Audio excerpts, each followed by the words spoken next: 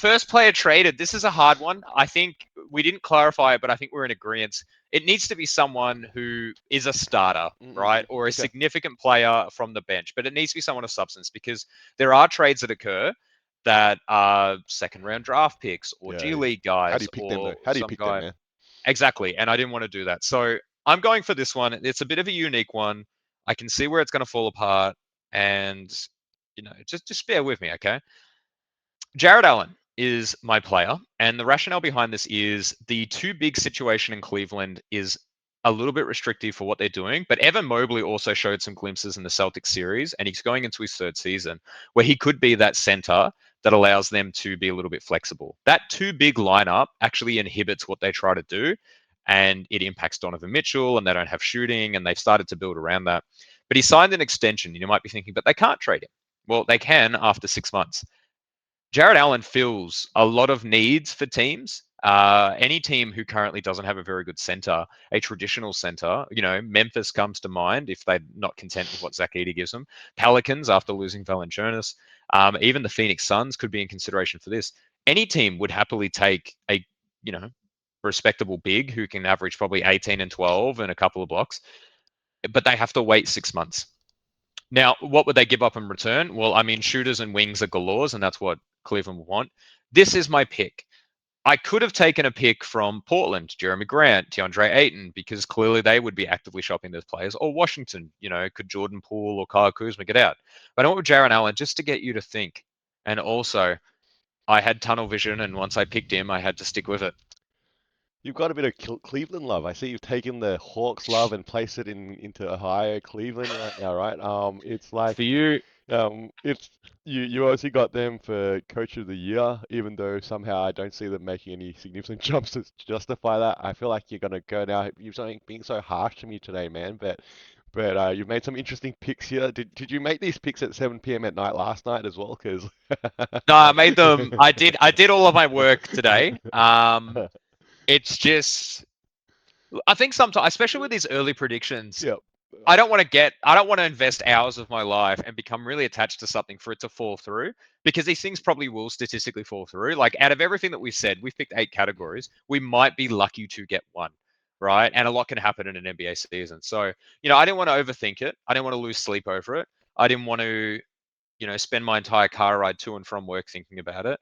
I didn't want to be sitting in the break room pondering this. I just picked someone, and that's what I went with. So, who have you I picked? I um I look, you know what? I did say at the start before we hit, coming online, hit the online button that I say I'll let you go first because that allowed me to say a little bit flexible here. They allowed me to stay a little bit flexible here, okay? And obviously, and let's be clear, I did not have Jarrett Allen on my list as the first player to get traded.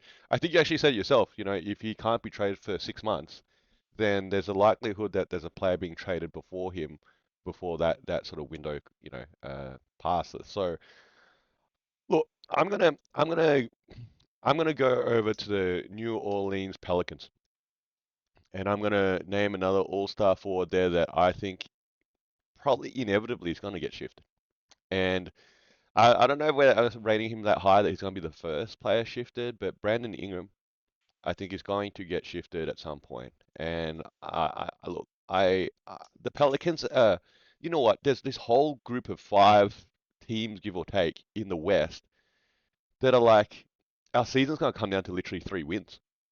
3 wins where we make the playoffs and maybe avoid the play-in, and now our season became a success and we're in the right direction. Let's run it back to 3 wins less that I had to play the play-in. We had a bad game, and now we're eliminated and we missed the whole playoffs. And now we need this whole roster needs to be tore apart, and something needs to happen here because it's not the right roster. We're literally talking potentially about 3 wins here that justifies such a decision from the front office here. And I think the Pelicans are going to fall in that sort of five or so team category and maybe get the short end of the stick. Okay, and you're obviously watching this win loss column throughout the season where they're all sitting around that 500 mark, and you go on a 3 game win streak, and now you're suddenly in the clear, and you lose 3 games, and now hell you're like 10th spot in the West now. So look, I've got the Pelicans trying to make a move here.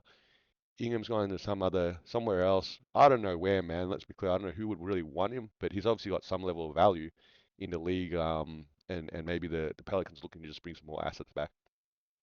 I'm gonna put this out in the ether. I think we're both going to be right. I could actually see these two players swapping places.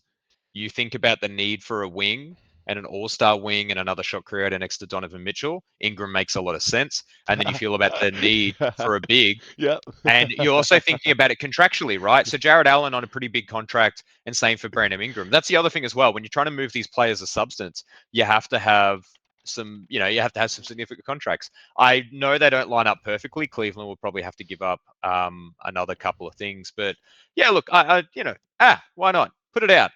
We'll see. We'll talk in Feb. We'll see what happens. So right now between me and you, so what? Jared Allen's just I just brought it up. He's on 20 million a year, and where are we? New Orleans Pelicans. Ingram's on 36 million a year. So I think the Cavs are going to have to add a few more assets there. No, but he signed an extension, didn't he? Like his contract will have readjusted because of this. Oh man, now you're trying Remember to how get the sometimes. salary cap rules, trade rules, Oh man, especially in the new just CBA. Oh man, good luck, man. If you know the ins and outs there, you can So he definitely just take the locked in a chance. $91 million contract extension. Yep. So current contract pays him 20 mil for the next 2 seasons, but then it increases. Okay. So, that's one of the things where there's more money up front for Ingram, but there's less for that. But admittedly, I don't know the cap rules well enough, and nor am I going to investigate it because I've already talked about my But look, hey, lack if the of preparation Cavs for and the things. Pelicans call each other during the season and they make a swap for two All-Stars, at some point, we said it here first, right? We said it here first, definitely before ESPN, right? Oh yeah, I can't wait for this ESPN article where it's like, do you think that the Jared Allen Brandon Ingram trade is a good idea? Here, Yeah. here are five great trades that are going to happen in this season. Yeah, Number that'll number be one, it'll number be up one, there, number one. be number one.